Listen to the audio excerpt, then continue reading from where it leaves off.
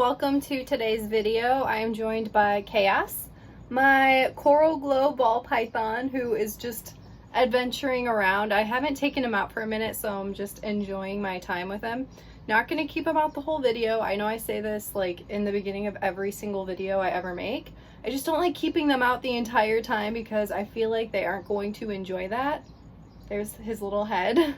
But today we're going to be talking about the challenges of ball pythons. I feel like they are one of the reptiles in the hobby that is the most popular and also just very misrepresented. A lot of the times people try to sell these guys and they say that they are the best for beginners if you want a snake. And I highly disagree with that because these snakes can actually be far more challenging than some breeders let on. So we're going to talk about all of those challenges today and hopefully help people figure out what is actually a good beginner reptile snake for them and if a ball python will work. Because it does work for some people, but I just don't recommend it for everyone. I just don't think they're the best for beginners. But nonetheless, they are amazing pet snakes. I absolutely love mine. So we are going to dive right into it. I'm going to put Chaos back, but here he is being super cute and beautiful. So yeah, we're gonna go ahead and put him back and get started. All right guys, so we are about to get started. I am really excited to do this video because I feel like I can really relate to this one because I was not always comfortable with snakes and I wanted to start off with one and try to get one and become more comfortable with them. And it was a rough situation for me. So what happened with me was that I, like so many other people, did all this research and all of these people were saying ball pythons were like the best beginner snake. So that is what I decided to go with. And I did get a ball python and it was a really bad experience. So with my first ball python, brought him home. So when you bring a new snake home, it's understandable for it to be timid and maybe nippy. This snake, I had it for I think a couple months. It was just like literally striking at the glass anytime I was in my room or walked by. Like this snake hated me and handling was really stressful. It was just not having it. And I just had really bad experience with this. I did get another snake and I was living with my sister at the time and she's like, you can only have one snake. So I did have to rehome one. So I kept Bowie and I rehomed that ball python that I only had for a couple months because I wanted to have like a good experience with a snake, and Bowie was very docile and like I could actually enjoy having her, whereas the ball python, it just didn't go as planned. So he did end up in another good home, but yeah, that situation was just not good. And I've been to reptile shows where people are always saying like, ball pythons are the best. They never bite. They always say that they never bite. And I literally was at a reptile show and this guy was saying it's not gonna bite. And then I saw it strike at my friend. And he still didn't even acknowledge that because they're just saying, oh, they never bite. These are the things that just bother me. These are my personal experiences. So we're going to get into the challenges of these animals and let you guys know why I don't think they are the best for beginners, because they are definitely way more challenging than a lot of the breeders let on. So the very first challenge when it comes to ball pythons is that they are very timid snakes. So a lot of people think that they are really good for beginners because they typically tend to ball up rather than strike. However, balling up doesn't mean that they're comfortable with you. That is because they're timid and they're scared. And if they do reach a point to where they feel still threatened, they will come out and they will strike. So especially if you have babies, a lot of baby snakes are just notorious for biting a lot just because they feel threatened, they need to protect themselves, and also they are very hungry. They want to be eating 24/7 to be growing. So that's typical. But even with adult ball pythons, these animals do have amazing personalities, but each personality is different and you cannot just tell everyone that they never bite because there is potential there. It's the reason why I didn't like ball pythons. After I had my first experience and I had a couple other experiences with them, they were always snapping at me and I was actually legitimately afraid of all ball pythons. I thought they were all like this because I had so many negative experiences. Eventually I did end up with Chaos and Casper, and they completely changed my outlook on ball pythons because they're very easygoing. But the thing is, each animal has its own personality, so there's really no way to guarantee what type of personality your snake is going to be. The best thing to do is to research and ask the breeder and talk about temperament. But the thing is, even if a snake acts a certain way with the breeder, if you bring it home in a new environment, it may react differently. So it's important to realize that as much as people are going to be saying these snakes never bite, that is absolutely not a guarantee, and it's not going to be a guarantee for any pet reptile or snake for that matter. Anything with a mouth has the potential to bite, and if it feels threatened, it will do so. I have noticed that it does happen a lot with ball pythons. People say that they're very laid back. They can be, but a lot of them, when they are balling up, they are doing that because they are uncomfortable and they are scared in the situation that they're in, and they do feel threatened. I feel like people think that's a good thing, that they just ball up rather than biting, but it's still just a stressful situation for them, and that doesn't make them easygoing if they're constantly balling up. And then again, if they do come out, they can bite if they still feel threatened. That's basically what happened with my ball python. He would just ball up, come out, and snap at me, and that would be my experience handling him. So just wanted to put all of that in there. I know this is very rambly because I'm talking about my past experiences too, but I'm going to be less rambly as this goes on. That first one was just really rambly. So the second challenge when it comes to keeping ball pythons, again, misinformation from breeders. They will tell you that ball pythons do not need a really large setup. And I'm not saying every single breeder is like this. It's just, it seems like a lot of ball python breeders do a lot of these things. They say they never bite. They say that they don't need very much space. And the thing is, these snakes do get pretty big. They can get like 5 to 6 feet. And they're actually semi-arboreal. They are pretty active. People will tell you that they grow up or they live in these, like, I think they call them like ant mounds or something in the ground.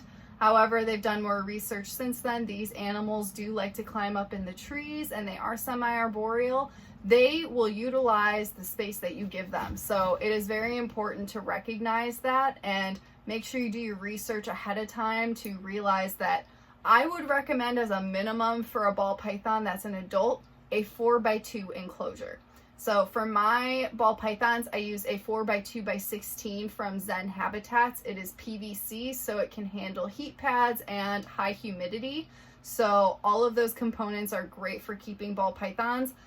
Zen Habitats also has another option, which is the 4x2x2, which will give more height for climbing if you have a really active ball python. Again, each one will be different. Some will be more active than others, so also just pay attention to your snake. But offering more is really never an issue as long as you can fill out the space and make sure that your animal doesn't feel stressed and exposed in a large enclosure. You just want to fill it out. But they do require a bit of space. Some people will say they're fine in a 40-gallon enclosure or tank. Absolutely disagree. That's not going to be enough for an adult. That's just really, really sad. So absolutely, the bigger the better. A 4x2 is the minimum. It does take up a lot of space and it can be expensive. So it's something to keep in mind, and it definitely does make these animals a little bit more challenging than people let on. Number 3 is humidity. So humidity is the amount of water vapor in the air.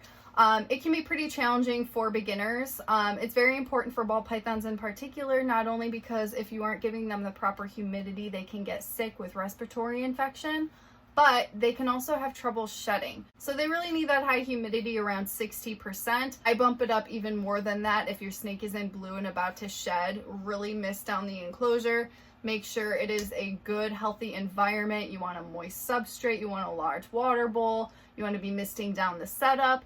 All of those things will help with humidity, but beginners typically do have issues with keeping up humidity. And I notice a ton of people keeping ball pythons in just environments that just seem too dry, and then they have stuck shed and the eye caps get stuck on them, and that's not a good situation. So the humidity isn't too challenging, but it can be for beginners. So if you're new, that's one of the reasons why I just don't typically recommend them for beginners, because it does make them a little bit more challenging.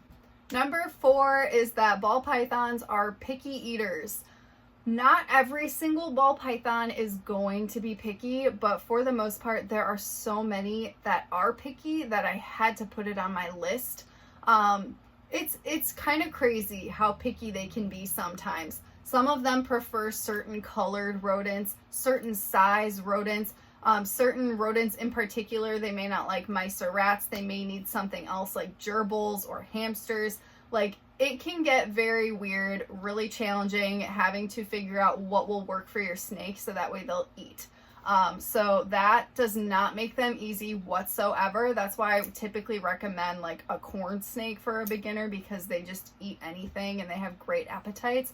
Whereas a ball python can be very picky.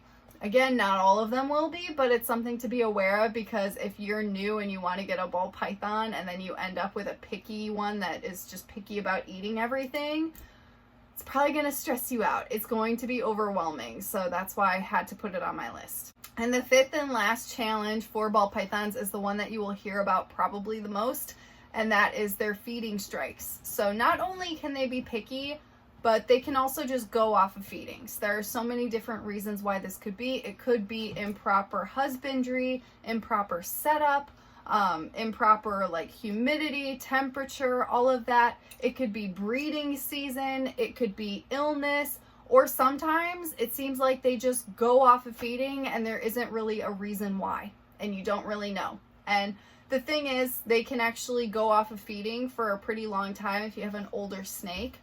Rather than a baby. The babies really need to be eating, so it's critical to make sure that they're eating, especially in those first few months to a year. But if you have an older snake that's more established and goes off feeding, some of them have been known to go off feeding for up to a year, and they're fine.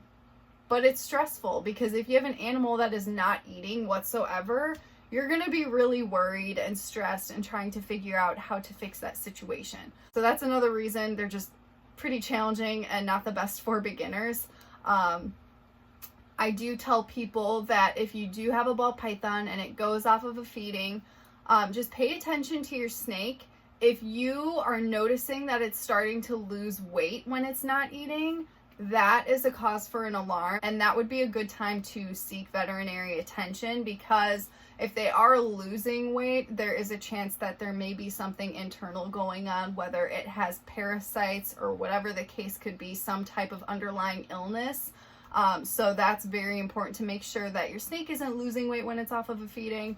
Hopefully it does go back on feeding and you won't be as stressed anymore. But there typically aren't other species that go off of feedings like this, like the ball pythons. They are definitely the most extreme. So it's very challenging and stressful. So another reason, not a very good option for beginners, especially if you're just trying to be comfortable with snakes and it's your first experience. Typically want to avoid all of this. I'm not saying that, again, it is impossible to get a ball python as your first snake. For some people it works out perfectly and there's no problem. But there are a lot of challenges that could arise that could deter you from having a good experience. So that's why I wanted to make this video, because I feel like there is so much false information regarding ball pythons in particular, because people, I think, are just trying to sell them, honestly. But these snakes are amazing. I love them. I used to be terrified of them. I had bad experiences with them. But now I'm obsessed with them, and I think that they are amazing pets. I just don't think that they're the best for everyone. But of course, it's important to do all of your research to decide if a pet is good for you, and if you are willing to deal with all of these challenges and still want a ball python, then you should absolutely go for it, and I'm sure that you're going to do just fine. The issue is when people aren't aware of these things and then they get a ball python expecting it to absolutely never bite, to be a perfect eater and just have all of these qualities that breeders talk about, and then that's not what happens. So I hope that this video was helpful. If you guys can come up with any other challenges regarding ball pythons, please go ahead and leave it in my comment section. I will see you guys in the next video, and I hope you have a great day.